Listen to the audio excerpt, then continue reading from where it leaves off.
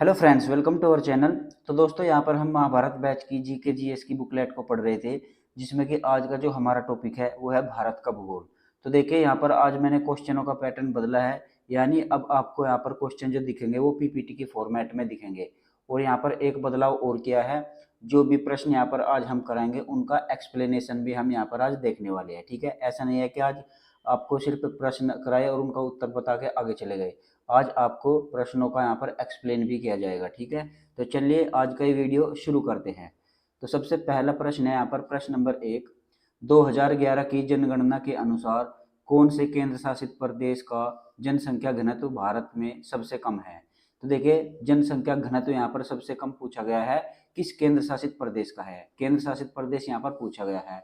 तो option number A प्रश्न का बिल्कुल सही जवाब है। अंडमान व निकोबार द्वीप समूह का जो जनसंख्या घनत्व है वो सबसे कम है, यानी इसका जनसंख्या घनत्व कितना है? 46 है। ठीक है, तो आइए अब देखते हैं कुछ महत्वपूर्ण नोट्स जो कि आपके इसी प्रश्न से संबंधित है। सबसे पहला की पॉइंट यहाँ पर है, 2011 की जनगणना का क्रमांक कितना है? तो 2011 की जो जनगणना थी ये देश की 15वीं जनगणना थी। ठीक है, कितनी जनगणना थी? 15वीं। बात करें यहाँ पर 2011 की जो जनगणना थी वो स्वतंत्र भारत की कितने नंबर की जनगणना थी?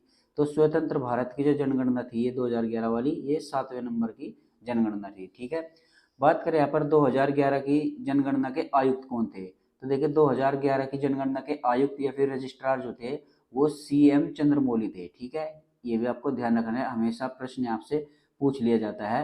तो सीएम चंद्रमौली जी इसके यहाँ पर जनसंख्या या जनगणना आयुक्त थे। ठीक है, उसके बाद देखते हैं यहाँ पर न्यूनतम जनसंख्या घनत्व वाला केंद्र शासित प्रदेश। तो न्यूनतम जनसंख्या घनत्व वाला केंद्र शासित प्रदेश तो अंडमान और निकोबार द्वीप है, जो कि हमारा प्रश्न था। ठीक है, अंडमान निकोबार द्वीप समूह। बात करें यहाँ पर इसका जनसंख्या घनत्व कितना है? तो इसका जनसंख्या घनत्व जो है वो 46 प्रति वर्ग किलोमीटर है। ठीक है, 46 प्रति वर्ग किलोमीटर। ठीक है, ये भी आपको ध्यान रखना है। तो ये 46 प्रति वर्ग किलोमीटर का मतलब क्या है? मतलब ये है कि जो केंद्र शासित प्रदेश है ना आपका अंडमान निकोबार द्वीप समूह, अगर उसको यहाँ पर एक एक किलोमीटर के हिस्से कर दे जाए तो हर एक किलोमीटर में यहाँ पर 46 आदमी ही आएंगे, इतनी कम जनसंख्या वहाँ पर है। ठीक है, तो ये इसका मतलब होता है। उसके बाद देखते हैं यहाँ पर अधिकतम जनसंख्या घनत्व केंद्र शासित प्रदेश कौन सा है? तो देखिए, अधिकतम जो है वो आपका दिल्ली हो जाएगा। दिल्ली आपका केंद्र शासित प्रदेश है ना, तो इसका जनसंख्या घनत्व जो है बहुत ज़्यादा है। कितना है यहाँ पर? 11,300 प्रति वर्ग किलोमीटर है। ठीक है, 11,300 प्रति वर्ग किलोमीटर। यानी अगर दिल्ली के एक एक किलोमीटर के टुकड़े कर दिए जाए तो हर एक किलोमीटर में यहाँ पर 11,300 व्यक्तियों को रखना पड़ेगा, तब जाकर दिल्ली की जनता जो है इसमें कवर कर पाएगी। ठीक है, उसके बाद देखते हैं यहाँ पर न्यूनतम जनसंख्या घनत्व वाला राज्य। इस बार यहाँ पर राज्य पूछा है, ऊपर जो थे केंद्र शासित प्रदेश थे, अब यहाँ पर आपको राज्य पूछा गया है। तो राज्य न्यूनतम जनसंख्या घनत्व वाला कौन सा हो जाएगा? अरुणाचल प्रदेश हो जाएगा। ठीक है, अरुणाचल प्रदेश। अरुणाचल प्रदेश, अरुणाचल प्रदेश का यहाँ पर जनसंख्या घनत्व कितना है? तो इसका जनसंख्या घनत्व है यहाँ पर 17 प्रति वर्ग किलोमीटर। ठीक है, 17 प्रति वर्ग किलोमीटर। बात करें यहाँ पर अधिकतम जनसंख्या घनत्व वाला राज्य कौन सा है? तो अधिकतम जनसंख्या घनत्व वाला राज्य हो जाएगा आपका बिहार। ठीक है, बिहार जो है राज्यों में सबसे अधिक जनसंख्या घनत्व वाला राज्य है, जिसका कुल जनसंख्या घनत्व है वो 1106 या फिर 1106 लगभग मान लीजिए किलोमीटर प्रति स्क्वायर होता है। ठीक है, अगला प्रश्न यहाँ पर, प्रश्न नंबर 2। कौन सा दर्रा सिक्किम को चीन के तिब्बत स्वायत्त क्षेत्र से जोड़ता है?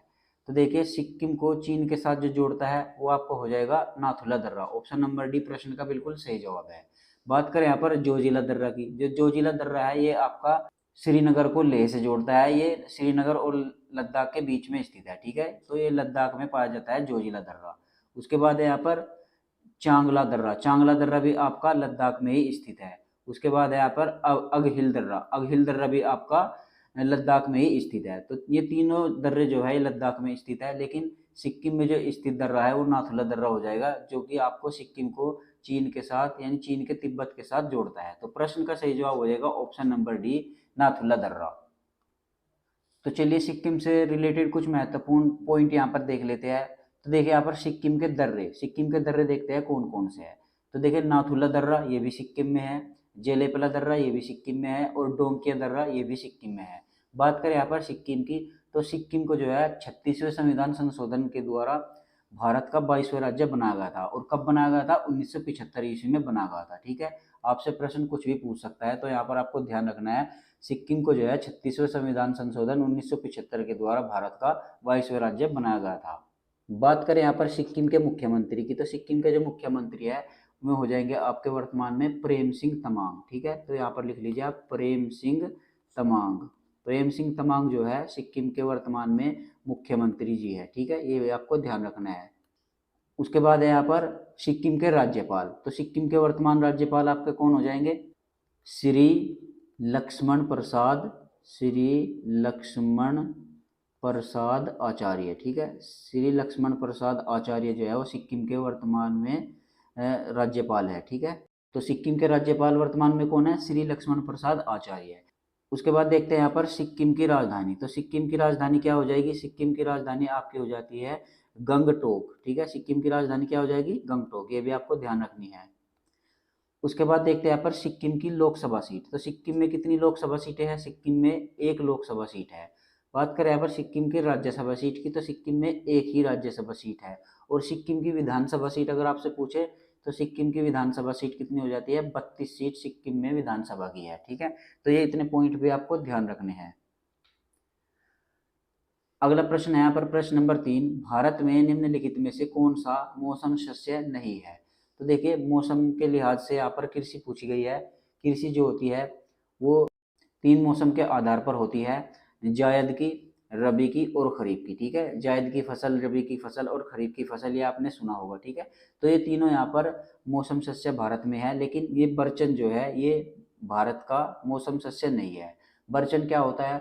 बरचन होता है रेत का ऐसा टीला जो एक ओर से हवा के द्वारा कट गया हो और उसकी आकृति अर्धचंद्राकार की बन गई हो, उसको यहाँ पर बरचन बोलते हैं, या फिर उसको बरखान भी बोलते हैं। ठीक है, इसको ही यहाँ पर बरखान भी बोलते हैं। मैं यहाँ पर लिख देता हूँ बरखान। ठीक है, तो यह बात आपको ध्यान रखना। जब ये शब्द आया है तो इसके बारे में हमें जानना भी तो जरूरी है ना।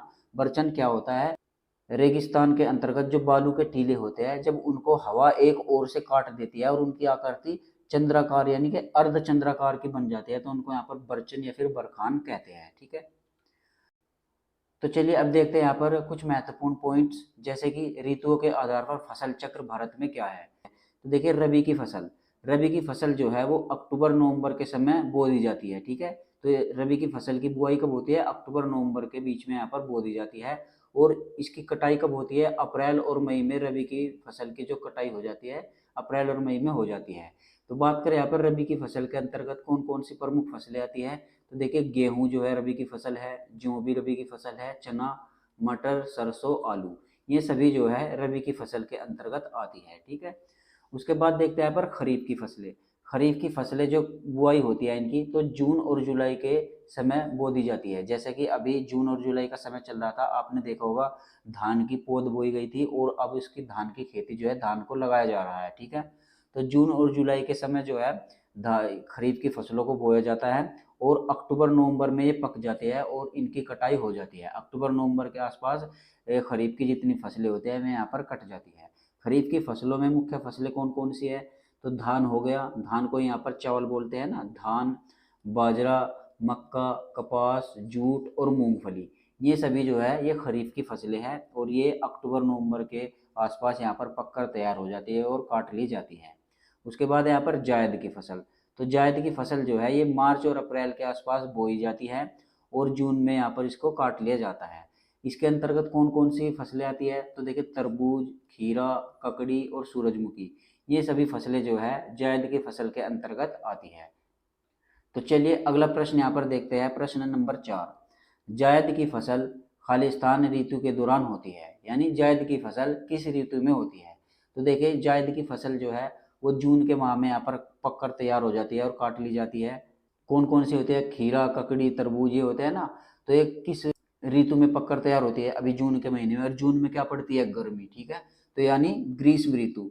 जायद की फसल जो है वो ग्रीष्म ऋतु के दौरान होती है। ऑप्शन नंबर बी प्रश्न का बिल्कुल सही जवाब है। अगला प्रश्न यहाँ पर प्रश्न नंबर 5, 2011 की जनगणना के अनुसार ग्रामीण भारत में निम्नलिखित में से किस राज्य में सबसे कम अशोधित जन्म दर है। तो देखिए अशोधित जन्म दर यहाँ पर एक बार इसके बारे में आप जान लीजिए ये क्या होती है। तो देखिए किसी भी क्षेत्र में 1000 व्यक्तियों पर कितने बच्चे यहाँ पर जन्म ले रहे हैं, उनको यहाँ पर अशोधित जन्म दर कहा जाता है। तो सबसे कम अशोधित जन्म दर जो है वो किसकी है, केरल की हो जाएगी। ऑप्शन नंबर सी प्रश्न का बिल्कुल सही जवाब है। अगला प्रश्न यहाँ पर प्रश्न नंबर 6, भारत में हरित क्रांति द्वारा चावल और गेहूं की खेती के लिए किस तरह के बीज प्रचलन में लाए गए थे। तो देखिए हरित क्रांति में जब भारत में हरित क्रांति आई थी तो चावल और गेहूं की खेती के लिए किस तरह के बीज थे वे, HYV। ये देखिए ऑप्शन नंबर सी प्रश्न का बिल्कुल सही जवाब हो जाएगा HYV। HYV क्या होता है, एच वाई वी होता है हाई यील्डिंग वेरिएंट्स, ठीक है। तो हाई यील्डिंग वेरिएंट्स जो होता है एच वाई वी की फुल फॉर्म होती है। तो इस प्रश्न का बिल्कुल सही जवाब है ऑप्शन नंबर सी। तो चलिए यहाँ पर देखते हैं हरित क्रांति से संबंधित कुछ महत्वपूर्ण फैक्ट्स। तो देखिए विश्व में हरित क्रांति के जो जनक है वो डॉक्टर नॉर्मन बोरलॉग थे, ठीक है। अगर आपसे हरित क्रांति के जनक विश्व में पूछे जाए तो नॉर्मन बोरलॉग को आपको सही टिक करना है। और यहाँ पर देखिए डॉक्टर नॉर्मन बोरलॉग जो थे इन्हीं को यहाँ पर 1970 ईस्वी में शांति का नोबेल प्राइज भी मिला है। उसके बाद यहाँ पर बात करें भारत में हरित क्रांति के जनक अगर आपसे पूछा जाए तो भारत में हरित क्रांति के जनक जो है वो डॉक्टर MS स्वामीनाथन थे, ठीक है। MS स्वामीनाथन जो है भारत में हरित क्रांति के जनक कहे जाते हैं। भारत में हरित क्रांति की शुरुआत जो हुई थी वो तीसरी पंचवर्षीय योजना के तहत हुई थी और 1965 ईस्वी में हरित क्रांति की शुरुआत हुई थी, ठीक है। जो भारत में हरित क्रांति हुई थी उसमें जो है उच्च पैदावार वाले यानी कि HYV हाई यील्डिंग वेरिएंट्स के बीजों का प्रयोग किया गया था। तो ये हाई यील्डिंग वेरिएंट्स के बीज क्या होते हैं, ये बहुत ही अधिक उच्च पैदावार देते हैं, इसलिए इनको HYV बीज कहा जाता है, ठीक है। उसके बाद बात करें यहाँ पर भारत में हरित क्रांति में सर्वाधिक बल जो दिया गया था वो किस फसल पर दिया गया था। तो देखिए फसल पर तो बहुत सारी पर बल दिया गया था, जैसे कि धान चावल गेहूं जो इन सभी पर दिया गया था, लेकिन स्पेशली जो है वो गेहूं की फसल पर बहुत ज्यादा बल यहाँ पर दिया गया था, ठीक है। तो चलिए अब देखते हैं यहाँ पर कुछ महत्वपूर्ण क्रांति और उनके जनक और किस से संबंधित ये क्रांति थी। तो देखिए सबसे पहली क्रांति यहाँ पर श्वेत क्रांति। श्वेत क्रांति के जो जनक कहे जाते हैं वो वर्गीज कुरियन कहे जाते हैं, ठीक है। वर्गीज कुरियन जो है वो श्वेत क्रांति के जनक होते हैं। और श्वेत क्रांति जो है किससे संबंधित है, तो दूध उत्पादन से संबंधित है जो आपकी श्वेत क्रांति है, ठीक है। ये आपको ध्यान रखना है, अक्सर प्रश्न पूछा जाता है। उसके बाद है यहाँ पर नीली क्रांति। नीली क्रांति के जो जनक कहे जाते हैं वो आपके डॉक्टर अरुण कृष्णन यहाँ पर नीली क्रांति के जनक कहे जाते हैं। बात करें यहाँ पर नीली क्रांति किससे संबंधित है, तो देखिए नीली क्रांति जो है वो मछली उत्पादन से संबंधित है, ठीक है। तो ये भी आपको यहाँ पर ध्यान रखना है। नीली क्रांति के जनक डॉक्टर अरुण कृष्ण और इसके जो संबंधित है नीली क्रांति वो मछली उत्पादन से संबंधित है। उसके बाद है यहाँ पर स्वर्ण क्रांति। तो देखिए स्वर्ण क्रांति के जो जनक कहे जाते हैं वो कहे जाते हैं निरपक टूटेजो, ठीक है। निरपक टूटेजो जो है स्वर्ण क्रांति के जनक कहे जाते हैं। और ये स्वर्ण क्रांति जो संबंधित है वो समग्र बागवानी के लिए संबंधित है, ठीक है। समग्र बागवानी में जैसे कि आपका शहद फल उत्पाद, ठीक है, ये सभी जो है इनका उत्पादन में स्वर्ण क्रांति को कहा जाता है, ठीक है। तो स्वर्ण क्रांति के जनक यहाँ पर निरपक टूटेजो, ठीक है। उसके बाद है यहाँ पर पीली क्रांति। पीली क्रांति के जो जनक कहे जाते हैं वो सैम पित्रोदा कहे जाते हैं, ठीक है। पीली क्रांति के जनक सैम पित्रोदा। और जो पीली क्रांति है ये किससे संबंधित है, ये तिलहन उत्पादन से संबंधित है, ठीक है। तो इसको भी यहाँ पर आपको ध्यान रखना है। उसके बाद है यहाँ पर आपका गुलाबी क्रांति। तो देखिए गुलाबी क्रांति जो है इसके जनक यहाँ पर दुर्गेश पटेल जी है, ठीक है। तो गुलाबी क्रांति के अगर आपसे जनक पूछे जाए तो यहाँ पर दुर्गेश पटेल को आपको टिक करना है। वो ये जो गुलाबी क्रांति है ये बेसिकली झींगा उत्पादन प्याज उत्पादन इनसे संबंधित है, ठीक है। तो ये महत्वपूर्ण क्रांति अभी आपको ध्यान रखनी है। तो चलिए अगला प्रश्न यहाँ पर देखते हैं। अगला प्रश्न है प्रश्न नंबर 7, निम्नलिखित राज्यों में से भारत में चावल का प्रमुख उत्पादक राज्य कौन सा है। तो देखिए चावल का प्रमुख उत्पादक राज्य जो है वो पश्चिम बंगाल है। पश्चिम बंगाल में भारत में सर्वाधिक चावलों का उत्पादन होता है। और दूसरे नंबर पर जो होता है वो हमारे उत्तर प्रदेश में यहाँ पर चावल का उत्पादन होता है, ठीक है। तो हमारे यूपी में दूसरे नंबर पर चावल उत्पादन करने में दूसरा स्थान है, ठीक है। वहीं पर बात करें भारत में चावल उत्पादन में प्रथम स्थान आपका पश्चिम बंगाल है जो अभी मैंने बताया, दूसरे पर आपका उत्तर प्रदेश हो जाएगा और तीसरे पर आपका आंध्र प्रदेश हो जाएगा। यहीं पर बात करें यहाँ पर विश्व में चावल उत्पादन की, तो देखिए विश्व में जो सर्वाधिक चावल उत्पादन करता है वो चाइना करता है, ठीक है। और दूसरे नंबर पर जो चावल उत्पादन करता है विश्व में वो आ जाता है अपना भारत। अपना भारत जो है दूसरे नंबर पर आता है चावल उत्पादन के मामले में, ठीक है। तो ये दोनों पॉइंट्स भी आपको यहाँ पर ध्यान रखने हैं। तो चलिए अगला प्रश्न है यहाँ पर प्रश्न नंबर 8। रेड क्लिफ रेखा द्वारा भारत और किस देश के बीच सीमांकन किया गया था? तो देखिए जो रेड क्लिफ रेखा है ये भारत और पाकिस्तान के बीच खींची गई है। तो देखिए ऑप्शन नंबर सी प्रश्न का बिल्कुल सही जवाब हो जाएगा। तो ये जो रेड क्लिप थे ये बेसिकली 1947 में सीमा आयोग के अध्यक्ष इनको यहाँ पर बना दिया गया था। लेकिन इनका जो प्रमुख कार्य था ये पेशे से एक वकील थे, ठीक है। काम तो इनको वकील का था और बना दिया इनको सीमा आयोग के अध्यक्ष। इनको मैप की बिल्कुल भी जानकारी नहीं थी, एटलस की बिल्कुल भी जानकारी नहीं थी। इन्होंने मनगढ़ंत ही ये यहाँ पर रेड क्लिप रेखा को खींच दिया और हम पर ये विभाजन थोप दिया, ठीक है। तो यहाँ पर जो रेड क्लिप थे इन्होंने भारत और पाकिस्तान के बीच की सीमा का निर्धारण किया था और इसीलिए इसका नाम यहाँ पर रेड क्लिप पड़ गया था। तो चलिए कुछ यहाँ पर महत्वपूर्ण रेखाएं देखते हैं। तो देखिए रेड क्लिप रेखा तो हम अभी यहाँ पर बात कर ही चुके हैं, भारत और पाकिस्तान के बीच खींची गई थी। और ये कब खींची गई थी रेड क्लिप रेखा भारत और पाकिस्तान के बीच? तो ये 17 अगस्त 1947 ईस्वी को भारत और पाकिस्तान के बीच रेड क्लिप रेखा का निर्धारण किया गया था, ठीक है। ये भी पॉइंट आपको ध्यान रखना है, 17 अगस्त 1947। उसके बाद यहाँ पर बात करें मैकमोहन रेखा की। तो देखिए ये जो मैकमोहन रेखा है ये वर्तमान में भारत और चाइना के बीच है और ये जो रेखा खींची गई थी वो 1914 में खींची गई थी। तो जब 1914 में ये रेखा खींची गई थी तब ये भारत और तिब्बत के बीच खींची गई थी। लेकिन तिब्बत पर चाइना ने अब अधिकार कर लिया है और इसलिए जो अब ये सीमा रेखा होती है वो भारत और चाइना के बीच कही जाती है, ठीक है। तो इसकी ये डेट भी आपको ध्यान रखनी है, 1914। उसके बाद यहाँ पर बात करें डुरंड रेखा की। तो देखिए डुरंड रेखा जो है वर्तमान में पाकिस्तान और अफगानिस्तान के बीच स्थित है। तो ये जो डुरंड रेखा खींची गई थी ये 1893 ईस्वी में खींची गई थी और जब ये 1893 में खींची गई थी तब ये भारत और अफगानिस्तान के मध्य खींची गई थी। लेकिन 1947 ईस्वी में जो है भारत से पाकिस्तान अलग हो गया और ये जो अब रेखा मानी जाती है वो पाकिस्तान और अफगानिस्तान के मध्य मानी जाती है, ठीक है। तो ये पॉइंट भी आपको ध्यान रखना है। उसके बाद यहाँ पर हिंडनबर्ग लाइन। तो देखिए हिंडनबर्ग लाइन जो है ये पोलैंड और जर्मनी के बीच है और ये कब खींची गई थी? 1916 से 1917 के मध्य ये पोलैंड और जर्मनी के बीच खींची गई थी, ठीक है। तो अगला प्रश्न है यहाँ पर प्रश्न नंबर 9। कैलाश पर्वत कहाँ पर स्थित है? तो देखिए कैलाश पर्वत जो है बेसिकली तिब्बत में स्थित है। लेकिन तिब्बत पर जो है चाइना का अधिकार है तो इसलिए अब ये चाइना के अंतर्गत ही आता है। तो कैलाश पर्वत कहाँ पर कहा जाएगा? चाइना के अंतर्गत कहा जाएगा। तो ऑप्शन नंबर डी प्रश्न का बिल्कुल सही जवाब। अगला प्रश्न यहाँ पर प्रश्न नंबर 10। इलायची पहाड़ियाँ निम्नलिखित में से किस पर्वत श्रृंखला में स्थित है? तो देखिए इलायची की पहाड़ियाँ इनको यहाँ पर कार्डेमम की पहाड़ियाँ भी कहा जाता है। तो ये बेसिकली जो है ये पश्चिमी घाट पर स्थित है। देखिए प्रश्न का सही जवाब क्या हो जाएगा? ऑप्शन नंबर बी पश्चिमी घाट। तो देखिए यहाँ पर मैंने इंडिया का मैप बना है जो कि दक्षिण भारत है और यहाँ पर देखिए ये जो पूर्व साइड में है इसको यहाँ पर पूर्वी घाट कहा जाता है और जो पश्चिमी साइड में है इसको यहाँ पर पश्चिमी घाट कहा जाता है। पश्चिमी घाट कहाँ से शुरू होता है? देखिए ये ताप्ती नदी के मुहाने से शुरू होता है और यहाँ पर केरल तक आता है, ठीक है। ये पश्चिमी घाट है और इसी पश्चिमी घाट पर यहाँ पर इलायची की पहाड़ियाँ स्थित है जो कि आपके केरल में स्थित है। केरल में ही इलायची की पहाड़ियाँ पाई जाती है, ठीक है। तो ये पॉइंट आपको ध्यान रखना है। तो देखिए इलायची की पहाड़ियाँ या फिर इनको ही कार्डेमम की पहाड़ियाँ बोला जाता है।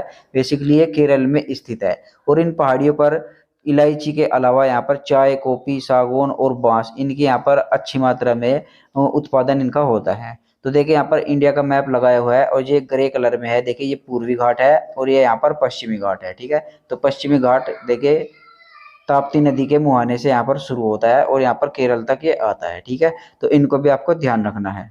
अगला प्रश्न है यहाँ पर प्रश्न नंबर 11। मौन खमेर भाषा समूह खालिस्तान से संबंधित है। तो देखिए मौन खमेर भाषा समूह जो है वो किससे संबंधित है? तो प्रश्न का सही जवाब हो जाएगा ऑप्शन नंबर ए ऑस्ट्रो एशियाई। तो ऑस्ट्रो एशियाई भाषाएं इनको यहाँ पर मौन खमेर भाषा भी कहा जाता है। आग्नेय भाषा भी इसी को कहा जाता है। तो देखिए जो आग्नेय भाषा, मोरखमेन भाषा, ऑस्ट्रो एशियाई भाषा, ये तीनों एक ही नाम है। ये बेसिकली दक्षिण पूर्वी एशिया के जितने भी देश है उनमें यहाँ पर बोली जाती है। ठीक है, तो दक्षिण पूर्वी एशिया के देश यहाँ पर देख लीजिए, मैंने मैप भी लगाया है। ये देखिए जैसे कि कंबोडिया हो गया, वियतनाम हो गया, ठीक है, ये बर्मा हो गया, थाईलैंड हो गया, इंडोनेशिया हो गया, भारत का भी कुछ हिस्सा है। तो ये जो एरिया है दक्षिण पूर्वी एशिया का, ये भाग है, इस भाग में अधिकतर यहाँ पर ऑस्ट्रो एशियाई भाषा बोली जाती है। ठीक है, तो ये भी पॉइंट आपको ध्यान रखना है। अगला प्रश्न है यहाँ पर प्रश्न नंबर 12, भारत में जनगणना का कार्य कितने वर्षों में एक बार होता है? तो देखिए भारत में जनगणना का कार्य प्रत्येक 10 वर्षों में एक बार होता है। तो प्रश्न का सही जवाब है ऑप्शन नंबर ए। अगला प्रश्न है यहाँ पर प्रश्न नंबर 13, 2011 की जनगणना के अनुसार भारत के किस केंद्र शासित प्रदेश का जनसंख्या घनत्व सबसे अधिक है? तो देखिए केंद्र शासित प्रदेश का जनसंख्या घनत्व सबसे अधिक पूछा है। तो देखिए प्रश्न का सही जवाब हो जाएगा option number D, Delhi. Delhi का जो जनसंख्या घनत्व है वो सबसे अधिक है, और कितना है यहाँ पर 11,300 जो है प्रति वर्ग किलोमीटर जो है दिल्ली का जनसंख्या घनत्व है। तो प्रश्न का सही जवाब है ऑप्शन नंबर डी। अगला प्रश्न है यहाँ पर प्रश्न नंबर 14, 2011 की जनगणना के अनुसार भारत के किस केंद्र शासित प्रदेश में लिंगानुपात सबसे अधिक है? तो देखिए लिंगानुपात सबसे अधिक पूछा गया है किस केंद्र शासित प्रदेश में है। तो प्रश्न का सही जवाब हो जाएगा option number D, Puducherry. Puducherry में जो है लिंगानुपात सर्वाधिक है। तो चलिए कुछ महत्वपूर्ण नोट्स देखते हैं यहाँ पर। पुदुचेरी का माहे जिला भारत में सबसे अधिक लिंगानुपात वाला जिला है। यानी पुदुचेरी का जो माहे जिला है उसका लिंगानुपात कितना है? 1176 है। यानी अगर 1000 पुरुष है तो उस पर 1176 महिलाएं है, यानी 176 महिलाएं वहां पर पुरुषों से ज्यादा है प्रति 1000 पर। ठीक है, जबकि दमन और दीव में सबसे कम लिंगानुपात है 618। ठीक है, दमन और दीव का लिंगानुपात कितना है? 618 है। ठीक है, तो बात करें यहाँ पर केरल की, केरल का लिंगानुपात जो है सर्वाधिक है। तो भारत में सर्वाधिक लिंगानुपात किस राज्य का है? केरल का है, जो कि 1084 है। तो 1000 अगर पुरुष है तो वहां पर 1084 महिलाएं है, यानी पुरुषों से ज्यादा महिलाएं है, जो कि 1000 पुरुषों पर 84 महिलाएं यहाँ पर ज्यादा आती है। ठीक है, तो केरल में सर्वाधिक लिंगानुपात होता है जो कि 1084 है, ये ध्यान रखना है। बात करें यहाँ पर 2011 की जनगणना के अनुसार भारत का ओवरऑल कितना लिंगानुपात है?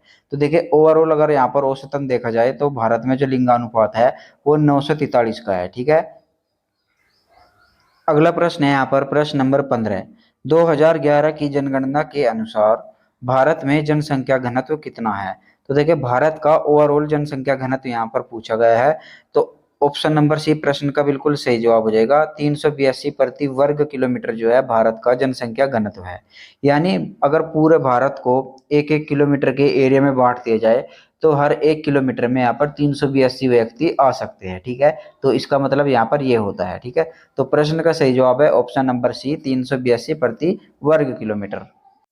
अगला प्रश्न है यहाँ पर प्रश्न नंबर 16, किस शहर को भारत के मैनचेस्टर के रूप में जाना जाता है? तो देखिए भारत के मैनचेस्टर के रूप में तो यहाँ पर अहमदाबाद को जाना जाता है। ऑप्शन नंबर बी प्रश्न का सही जवाब है। तो इसको क्यों जाना जाता है, क्यों इसको मैनचेस्टर कहा जाता है? तो मैनचेस्टर का मतलब समझ लीजिए। तो देखिए ग्रेट ब्रिटेन में जो है कपड़ों का उद्योग काफी ऊंचे स्तर पर होता है, इसलिए उसको वहां पर मैनचेस्टर के रूप में जाना जाता है, ग्रेट ब्रिटेन को। तो उसी की तर्ज पर यहाँ पर अहमदाबाद को भी मैनचेस्टर के रूप में जाना जाता है। तो भारत का मैनचेस्टर यहाँ पर अहमदाबाद को कहा जाता है, क्योंकि यहाँ पर भी कपड़ों का उद्योग काफी ऊंचे पैमाने पर होता है।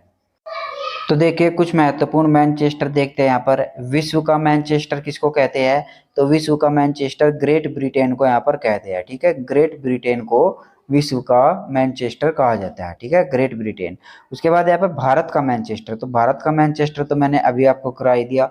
अहमदाबाद को यहाँ पर भारत का मैनचेस्टर कहा जाता है, अहमदाबाद। ठीक है, तो अहमदाबाद भारत का मैनचेस्टर हो जाएगा। वहीं पर बात करें दक्षिण भारत का मैनचेस्टर किसे कहा जाता है? तो देखिए दक्षिण भारत का मैनचेस्टर जो है वो कोयम्बतूर को कहा जाता है। ठीक है, कोयम्बतूर। ठीक है, कोयम्बतूर। ठीक है, तो दक्षिण भारत का मैनचेस्टर कोयम्बतूर को कहा जाता है। यहीं पर बात करें आपके उत्तर भारत का मैनचेस्टर, तो देखिए उत्तर भारत का मैनचेस्टर जो कहा जाता है वो कानपुर को कहा जाता है। ठीक है, कानपुर। ठीक है, तो उत्तर भारत का मैनचेस्टर कानपुर। ठीक है, तो इतने पॉइंट भी आपको यहाँ पर ध्यान रखने हैं। अगला प्रश्न है यहाँ पर प्रश्न नंबर 17, विश्व में जूट उत्पादन में भारत का स्थान क्या है? तो देखिए, विश्व में जूट उत्पादन में भारत का जो स्थान है वो पहला स्थान हो जाता है। ठीक है, तो प्रश्न का सही जवाब है ऑप्शन नंबर ए। अगला प्रश्न है यहाँ पर प्रश्न नंबर 18। भारत की जनसंख्या के इतिहास में किस दशक में भारत में जनसंख्या वृद्धि की ऋणात्मक दर रिकॉर्ड की गई थी? तो देखिए, भारत में जनसंख्या वृद्धि की ऋणात्मक दर एक बार रिकॉर्ड की गई थी, यानी हर साल जो है हर दशक में यहाँ पर भारत की जनसंख्या बढ़ती रहती थी, लेकिन एक दशक ऐसा भी आया जब भारत की जनसंख्या जो है वो घटी थी। ठीक है, तो उसको यहाँ पर ऋणात्मक दर रिकॉर्ड की गई थी, ऐसा कहा जाता है।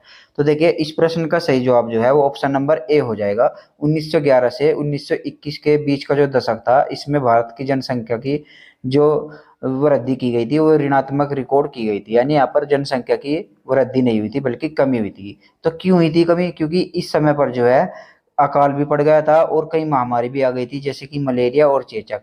तो इन सभी के चलते यहाँ पर भारत में मृत्यु दर संख्या जो है वो काफी बढ़ गई थी और इसी वजह से यहाँ पर जनसंख्या में भारी कमी आई थी। ठीक है, तो प्रश्न का सही जवाब क्या हो जाएगा? ऑप्शन नंबर ए बिल्कुल सही जवाब है। तो अगला प्रश्न है यहाँ पर प्रश्न नंबर 19। भारत के जनसंख्या के इतिहास में 1901 से 1921 की अवधि को खालिस्तान के रूप में जाना जाता है। तो देखिए, 1901 से 1921 की अवधि को यहाँ पर स्थिर चरण के रूप में जाना जाता है। देखिए, क्या हुआ था कि 1901 से 1921 की जो अवधि थी, इसमें जो भारत में जो है अकाल भी पड़ गया था और यहाँ पर कई महामारी भी आ गई थी, जैसे कि मलेरिया और चेचक।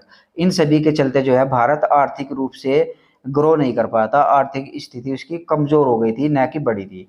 तो इस आर्थिक स्थिति की कमजोरी के कारण इसको यहाँ पर स्थिर चरण कहा गया है। तो प्रश्न का बिल्कुल सही जवाब क्या हो जाएगा? ऑप्शन नंबर बी बिल्कुल सही जवाब हो जाएगा। अगला प्रश्न है प्रश्न नंबर 20। 2011 की जनगणना के अनुसार भारत में किस राज्य की साक्षरता दर सर्वाधिक है? तो देखिए, भारत में सर्वाधिक साक्षरता दर जो है वो केरल राज्य की है। तो प्रश्न का सही जवाब हो जाएगा option number B.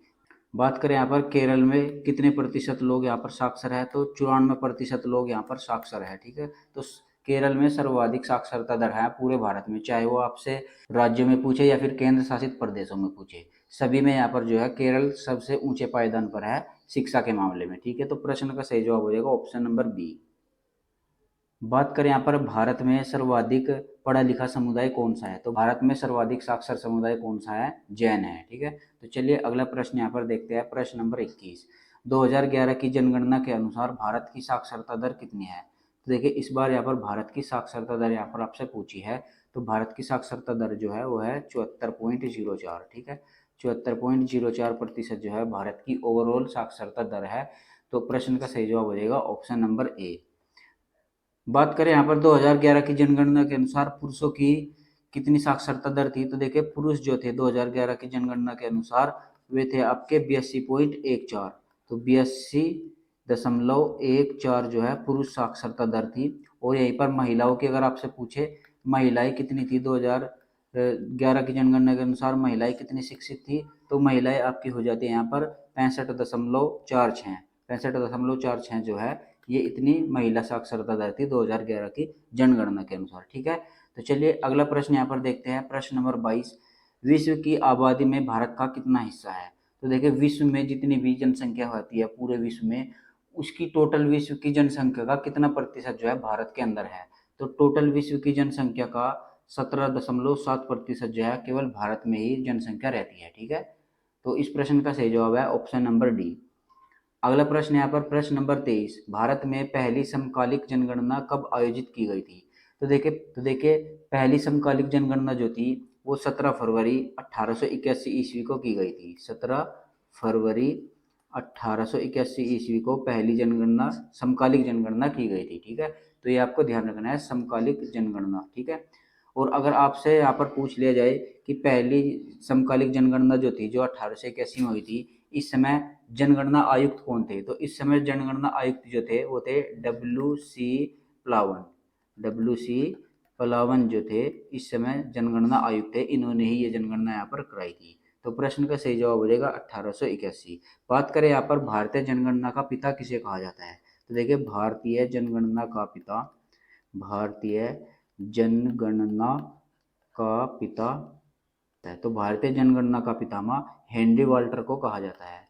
Henry Walter. ठीक है, ये भी आपको ध्यान रखना है, हेनरी वाल्टर को जो है भारतीय जनगणना का पिता कहा जाता है।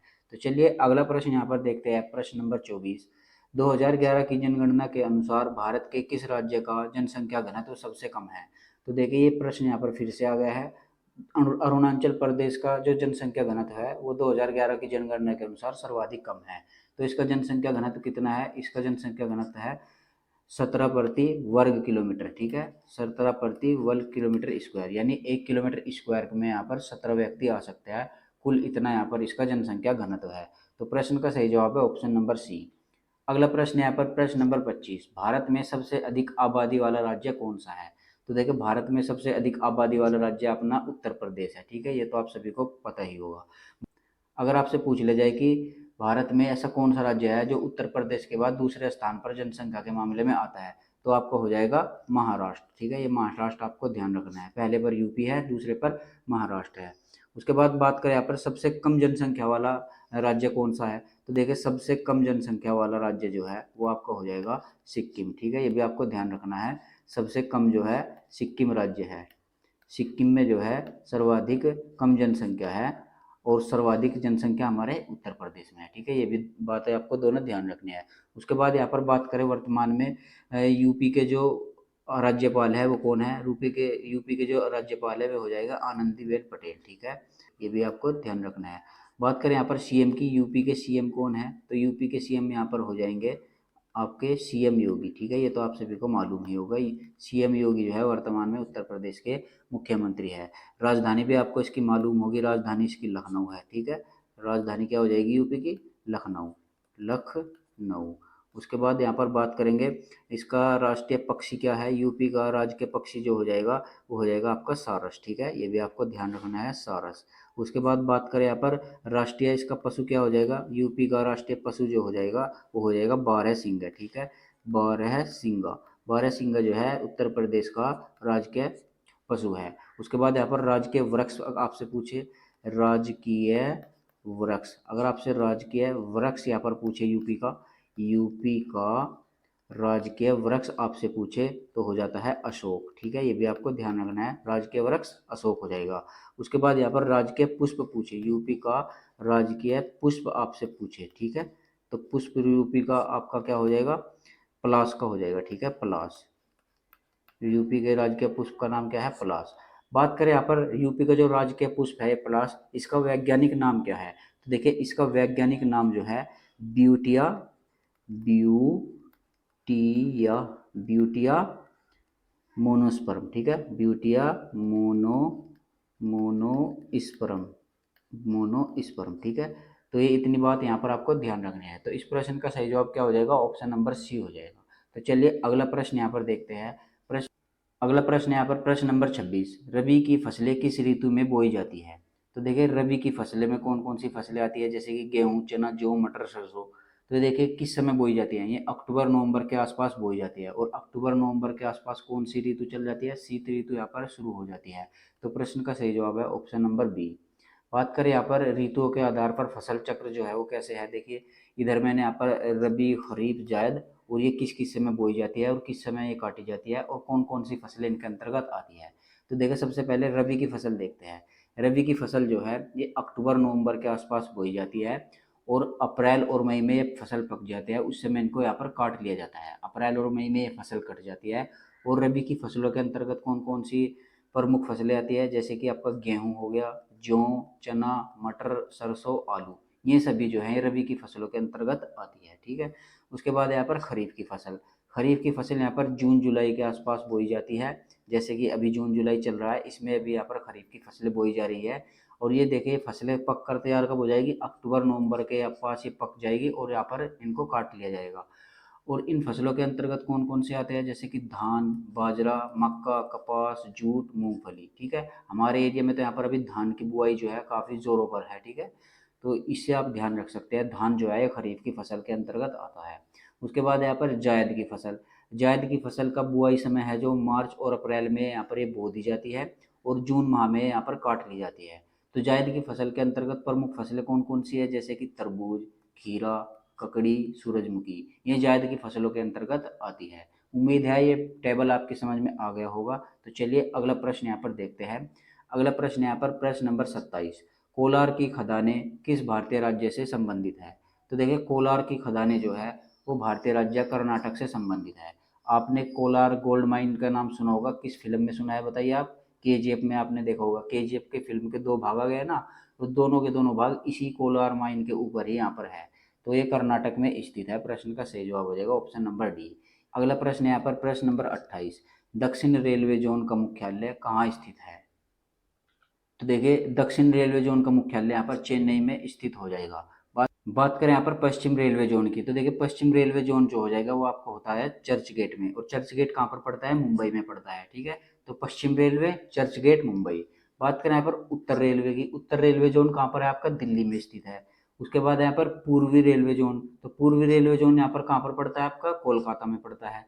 और उसके बाद यहाँ पर मध्य रेलवे जोन, मध्य रेलवे जोन आपका मुंबई में पड़ता है, जो कि छत्रपति शिवाजी टर्मिनल के पास है। ठीक है, तो ये पॉइंट भी आपको यहाँ पर ध्यान रखना है। और इस प्रश्न का सही जवाब आपका क्या हो जाएगा? चेन्नई हो जाएगा। तो चलिए अगला प्रश्न देखते हैं यहाँ पर। अगला प्रश्न यहाँ पर प्रश्न नंबर 29, किस रेखा से पता चलता है कि अक्साई चीन भारत का हिस्सा है?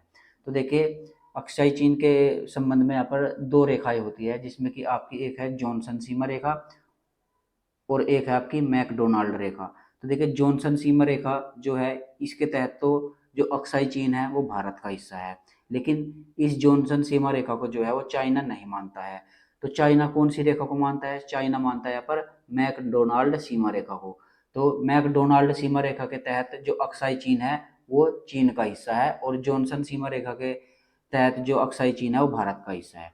तो प्रश्न में पूछा क्या गया है? अक्साई चीन भारत का हिस्सा है किस रेखा के तहत? तो जॉनसन सीमा रेखा के तहत अक्साई चीन भारत का हिस्सा है। ठीक है, बात करें यहाँ पर मैकमोहन रेखा की। मैकमोहन जो रेखा है ये हमारा जो उत्तर पूर्वी भारत है वहाँ से जो चाइना का बॉर्डर साझा करते हैं वो मैकमोहन रेखा के द्वारा किया जाता है। और वर्तमान में अक्साई चीन और भारत के बीच में जो कौन सी रेखा है वो है आपकी लाइन ऑफ एक्चुअल कंट्रोल, जिसको LAC भी बोलते हैं। ठीक है, LAC जो है ऊपर जम्मू कश्मीर जो लद्दाख का हिस्सा है वहाँ पर जो चाइना के साथ अब भारत की सीमा साझा होती है वो फिलहाल वर्तमान में LAC के तहत होती है, लाइन एक्चुअल कंट्रोल। ठीक है, और अक्साई चीन के तहत भारत का हिस्सा जॉनसन सीमा रेखा। ठीक है, तो इतना आपको ध्यान रखना है। तो प्रश्न का सही जवाब है ऑप्शन नंबर ए। तो ये देखिए इसी के बारे में यहाँ पर थोड़ी डिटेल है, इसको आप मैं जब आपको PDF दूंगा आप वहाँ से इसको एक बार डाउनलोड करके देख लीजिएगा। पीडीएफ आपको वीडियो के डिस्क्रिप्शन में टेलीग्राम चैनल का लिंक मिल जाएगा, वहाँ पर जाकर आप इस PDF को डाउनलोड कर सकते हैं। अगला प्रश्न यहाँ पर प्रश्न नंबर 30, विश्व में दालों के उत्पादन में भारत का स्थान कौन सा है? तो देखिए दालों के उत्पादन में भारत का स्थान जो हो जाएगा वो प्रथम स्थान हो जाएगा। ठीक है, प्रश्न का सही जवाब है ऑप्शन नंबर सी। अगला प्रश्न यहाँ पर प्रश्न नंबर 31, दक्षिण भारतीय भाषाओं में से कौन सी भाषा बोलने वालों का प्रतिशत भारत की कुल जनसंख्या के संदर्भ में सर्वाधिक है?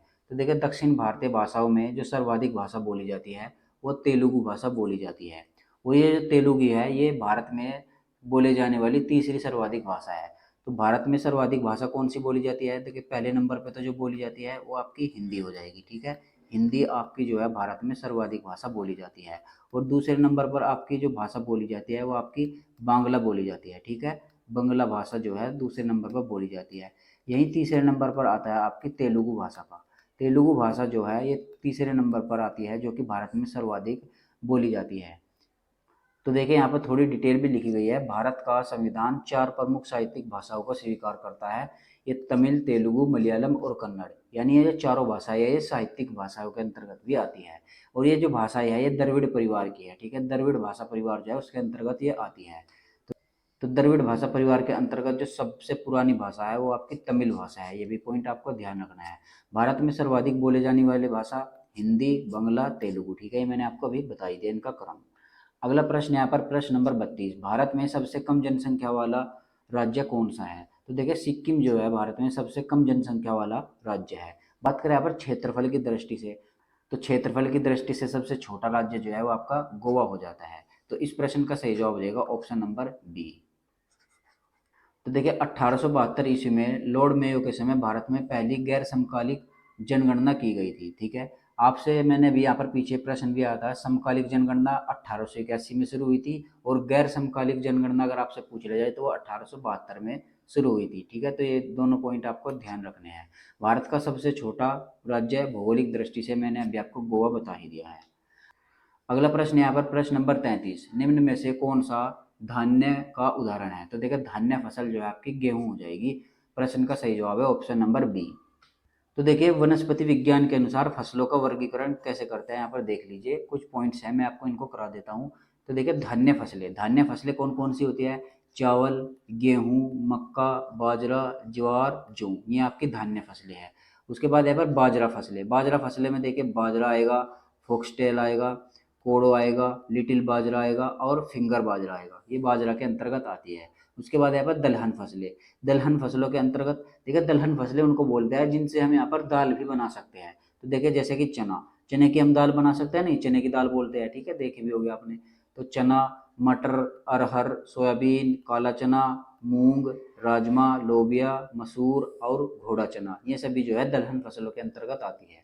उसके बाद यहाँ पर खाद्य तिलहन फसलें, तो देखो खाद्य तिलहन फसलें में कौन कौन सी आती है यहाँ पर? मूंगफली, सूरजमुखी, कुसुम, सरसों, सीसम, नाइजर, अलसी, ये जो है आपकी खाद्य तिलहन फसलें हैं। उसके बाद यहाँ पर अखाद्य तिलहन फसलों के अंतर्गत आपका अरंडी आता है। उसके बाद यहाँ पर फाइबर में आपका कपास, जूट, सन, हेम, ये आती है। उसके बाद यहाँ पर चारा फसलें, ऐसी फसलें जिनसे हम पशुओं का चारा बनाते हैं, जैसे कि बरसीम हो गया, ल्यूसर्न हो गया, ओट, नेपियर घास, क्लस्टर बीन, ठीक है, ये आपकी चारा फसलों के अंतर्गत आती है। उसके बाद है चीनी फसलें, जिनसे यहाँ पर चीनी बनाई जाती है, जैसे कि गन्ना, चुकंदर, इनसे यहाँ पर चीनी बनाई जाती है, तो चीनी फसलें इनको यहाँ पर कहा जाता है।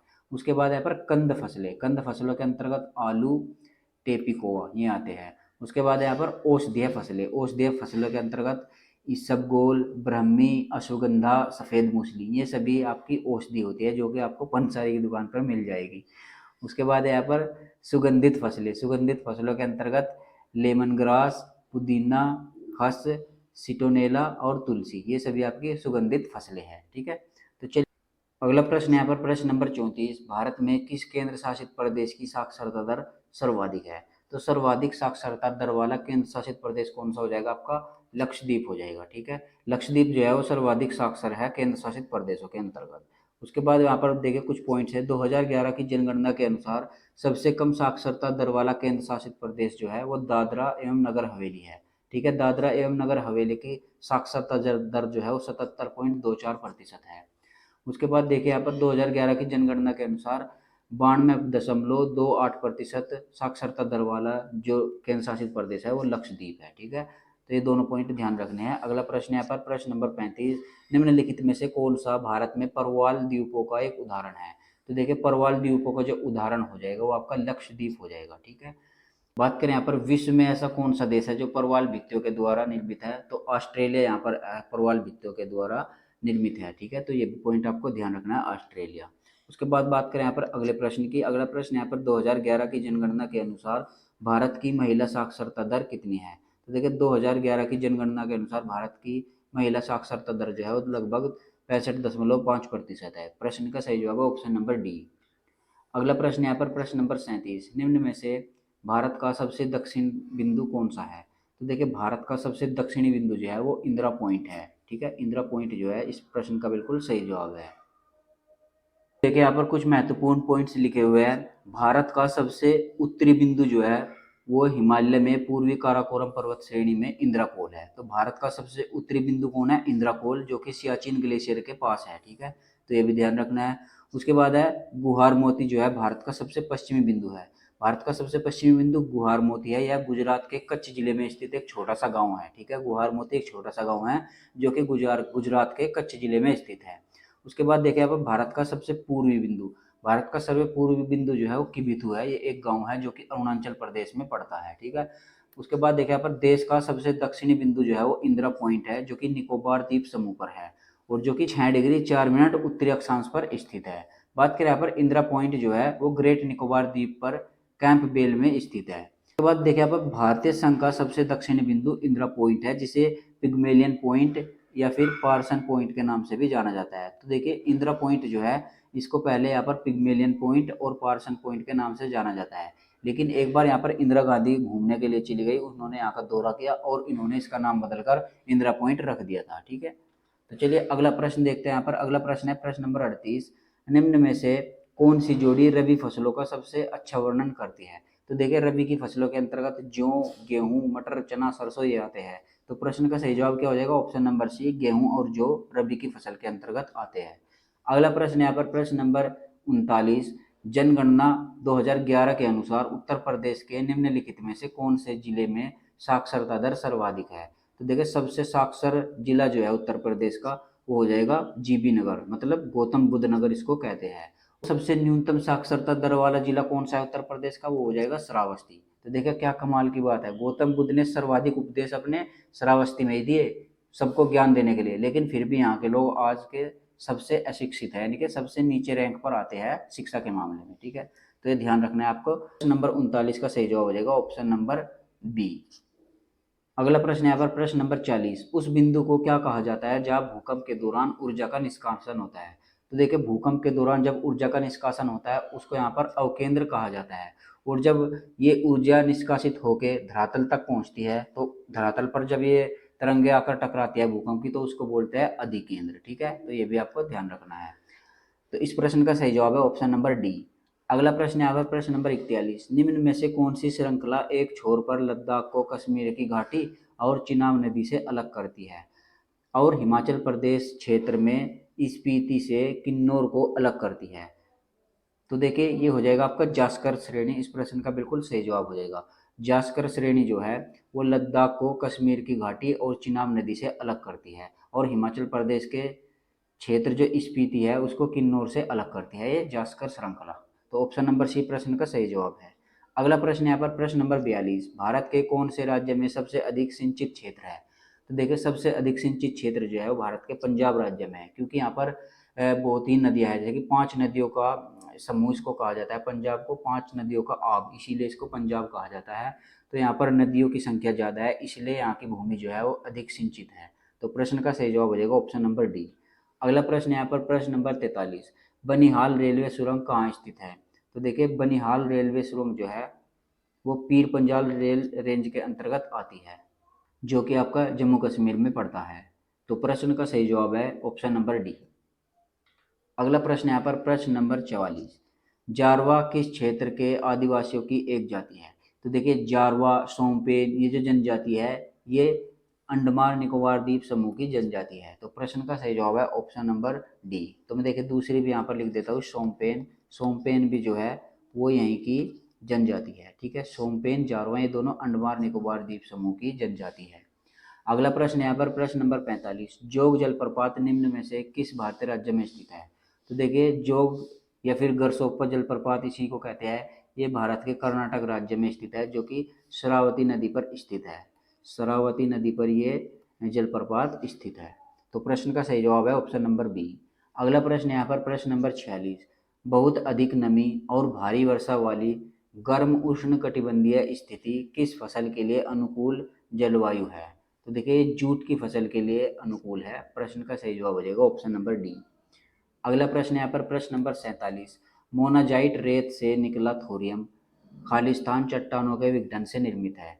तो देखिए मोनाजाइट रेत से निकला थोरियम जो है वो प्रिंकब्रियन चट्टानों के विघटन से निर्मित होता है। तो प्रश्न का सही जवाब हो जाएगा ऑप्शन नंबर डी।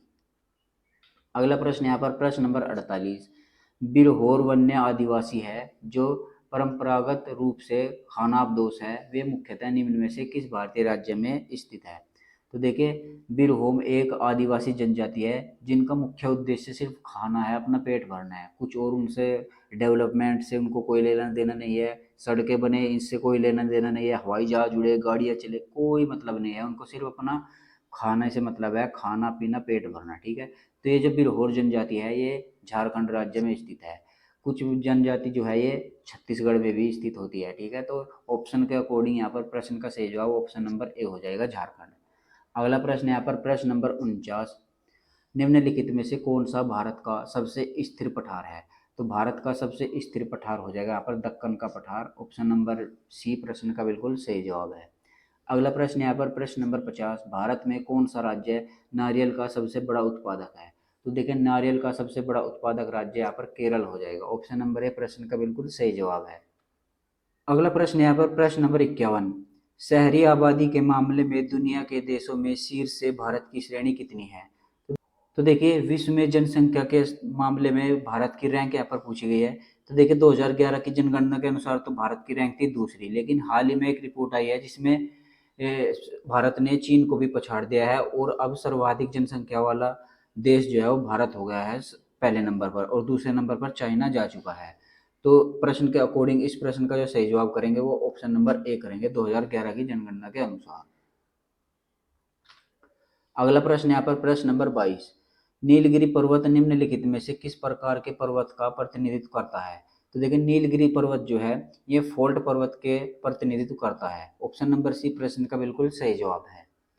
अगला प्रश्न यहाँ पर प्रश्न नंबर 53, भारनेर और कैमूर पहाड़ियां निम्नलिखित पर्वत श्रृंखलाओं में से किसका विस्तार है? तो देखिए भारनेर और कैमूर पहाड़ियां जो है ये मध्य प्रदेश में स्थित है, जो कि विंध्य पर्वत श्रृंखलाओं का हिस्सा है। तो प्रश्न का सही जवाब है ऑप्शन नंबर बी। अगला प्रश्न यहाँ पर प्रश्न नंबर 54, अनुसूचित जाति और अनुसूचित जनजाति भारत की आबादी का क्रमशः है, यानी 2011 की जनगणना के अनुसार भारत में अनुसूचित जाति और अनुसूचित जनजाति का प्रतिशत यहाँ पर पूछा गया है। तो देखिए भारत में अनुसूचित जाति जो है वो 16.6% और अनुसूचित जनजाति जो है 8.6% है। तो इस प्रश्न का सही जवाब हो जाएगा ऑप्शन नंबर बी। अगला प्रश्न यहाँ पर प्रश्न नंबर 55, लघु हिमालय और बाहरी हिमालय के बीच सपाट घाटियों को किन नामों से जाना जाता है? तो देखिए लघु हिमालय और बाहरी हिमालय के बीच जो सपाट घाटियां है उनको यहाँ पर दून के नाम से जाना जाता है। जैसे कि आपका एक हो गया देहरादून, देहरादून जो है वो लघु हिमालय और बाहरी हिमालय के बीच की घाटी में स्थित है। तो प्रश्न का सही जवाब है ऑप्शन नंबर सी दून। अगला प्रश्न यहाँ पर प्रश्न नंबर 56, पश्चिमी घाट किस प्रकार के वर्षण के माध्यम से वर्षा प्राप्त करते हैं?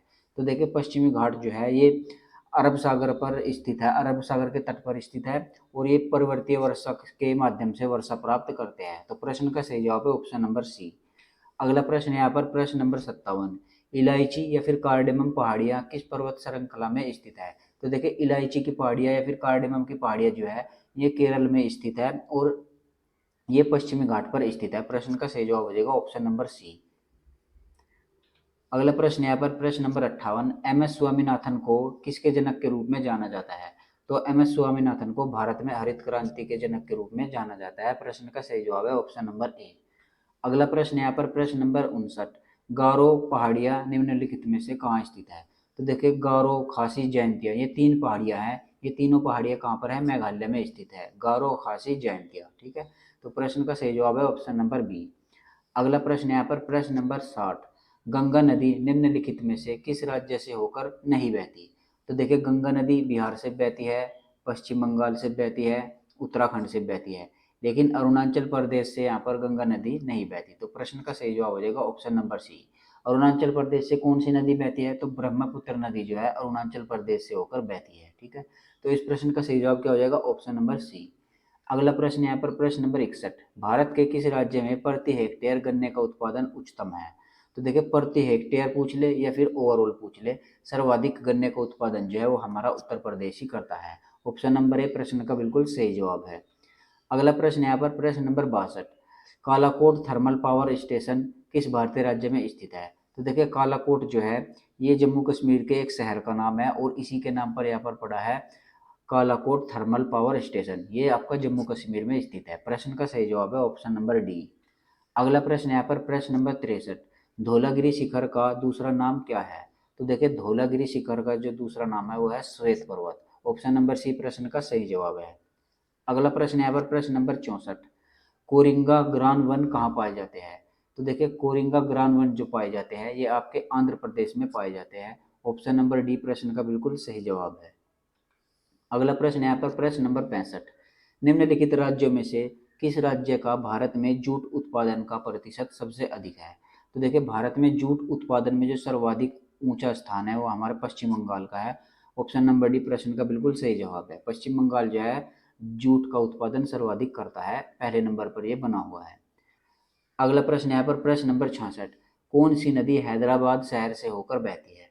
तो देखिए हैदराबाद शहर से मूसी नदी होकर बहती है। ये मूसी नदी जो है ये कृष्णा नदी की सहायक नदी भी है। ठीक है, तो ऑप्शन नंबर ए प्रश्न का बिल्कुल सही जवाब है। अगला प्रश्न यहाँ पर प्रश्न नंबर 67, यमुना और बेतवा नदियों का संगम कहाँ होता है? तो देखिए यमुना और बेतवा नदियों का संगम उत्तर प्रदेश के हमीरपुर में होता है। ऑप्शन नंबर ए प्रश्न का बिल्कुल सही जवाब है। अगला प्रश्न यहाँ पर प्रश्न नंबर 68, भारत में निम्नलिखित में से किस राज्य में रबर का सर्वाधिक उत्पादन होता है? तो रबर का सर्वाधिक उत्पादन तो यहाँ पर केरल राज्य में होता है। मैंने बहुत देखे हैं रबर के पेड़, बहुत ऊंचे ऊंचे होते हैं। जब मैं केरल में गया था ना भाई साहब, मजा आता है घूमने में, बहुत ही बेहतरीन राज्य है। तो इस प्रश्न का सही जवाब क्या हो जाएगा? Option number B. अगला प्रश्न है यहाँ पर प्रश्न नंबर 69, एक स्थानांतरण खेती वेबर किस भारतीय राज्य में प्रचलित है? तो देखिए स्थानांतरण खेती या फिर इनको ये झूम खेती भी बोला जाता है, ये अलग अलग राज्य में अलग अलग नाम से जानी जाती है, लेकिन यहाँ पर हमें पर्टिकुलर नाम दे दिया है कि ये वेबर के नाम से किस राज्य में की जाती है। तो देखिए झूम खेती कह लो या फिर स्थानांतरण खेती कह लो, ये स्थानांतरण खेती जो है वेबर, ये आपके मध्य प्रदेश राज्य में की जाती है। तो प्रश्न का सही जवाब है ऑप्शन नंबर ए। अगला प्रश्न यहाँ पर प्रश्न नंबर 70, प्राचीन समुद्री बंदरगाह मुजिरिस किस भारतीय राज्य में स्थित था? तो देखिए मुजिरिस जो था ये केरल राज्य में स्थित था। ऑप्शन नंबर ए प्रश्न का बिल्कुल सही जवाब है। अगला प्रश्न यहाँ पर प्रश्न नंबर 71, बैलाडीला छत्तीसगढ़ में एक जगह है, वह किसके समृद्ध भंडारण के लिए जानी जाती है? तो देखिए बैलाडीला जो है ये लोहे के भंडारण के लिए जानी जाती है, और लोहे का ही यहाँ पर घटक होता है हेमेटाइट। तो प्रश्न का सही जवाब हो जाएगा ऑप्शन नंबर सी। बैलाडीला जो कि छत्तीसगढ़ में स्थित है, ये हेमेटाइट के समृद्ध भंडारण के लिए जानी जाती है। तो ऑप्शन नंबर सी प्रश्न का बिल्कुल सही जवाब है। अगला प्रश्न यहाँ पर प्रश्न नंबर 72, निम्न में से किस भारतीय राज्य में जंगल सबसे ज्यादा क्षेत्रफल में फैले हैं? तो देखिए सबसे ज्यादा क्षेत्रफल में जो जंगल फैले हैं वो मध्य प्रदेश में फैले हैं, लेकिन यहाँ पर मध्य प्रदेश ऑप्शन में नहीं दिया गया है। तो प्रश्न का सही जवाब क्या हो जाएगा? ऑप्शन नंबर सी हो जाएगा, अरुणाचल प्रदेश में सबसे ज्यादा क्षेत्रफल में जंगल फैले हुए हैं। अगला प्रश्न यहाँ पर प्रश्न नंबर 73, भारत के निम्नलिखित राज्यों में से किसमें भारत पाकिस्तान सीमा पार करने वाली एकमात्र सड़क स्थित है? तो देखिए भारत और पाकिस्तान की सीमा को पार करने वाली एकमात्र सड़क जो दी है वो आपके पंजाब राज्य में दी गई है। ऑप्शन नंबर ए प्रश्न का बिल्कुल सही जवाब है। अगला प्रश्न यहाँ पर प्रश्न नंबर 74, भारत में निम्नलिखित में से कौन सा राज्य सिलीमेनाइट का सबसे बड़ा उत्पादक है? तो देखिए सिलीमेनाइट का सबसे बड़ा उत्पादक राज्य हो जाएगा ओडिशा। ऑप्शन नंबर ए प्रश्न का बिल्कुल सही जवाब है। अगला प्रश्न यहाँ पर प्रश्न नंबर 75, किस अभ्यारण्य को वेबनाड पक्षी अभ्यारण्य के रूप में भी जाना जाता है? तो देखिए कुमारकोम पक्षी अभ्यारण्य, इसको वेबनाड पक्षी अभ्यारण्य के रूप में भी जाना जाता है। ऑप्शन नंबर ए प्रश्न का बिल्कुल सही जवाब है। और ये जो कुमारकोम पक्षी अभ्यारण्य है ये हमारे केरल राज्य में स्थित है। ठीक है, केरल। तो प्रश्न का सही जवाब हो जाएगा ऑप्शन नंबर ए। तो ये थे महाभारत बैच की बुकलेट के भूगोल के प्रश्न। तो उम्मीद करता हूँ ये आपको पसंद आए होंगे। वीडियो पसंद आया तो इसको लाइक कीजिएगा, शेयर कीजिएगा और चैनल को भी सब्सक्राइब कर दीजिएगा। आज के इस वीडियो में बस इतना ही, मिलते हैं अपने अगले वीडियो में, तब तक के लिए जय हिंद।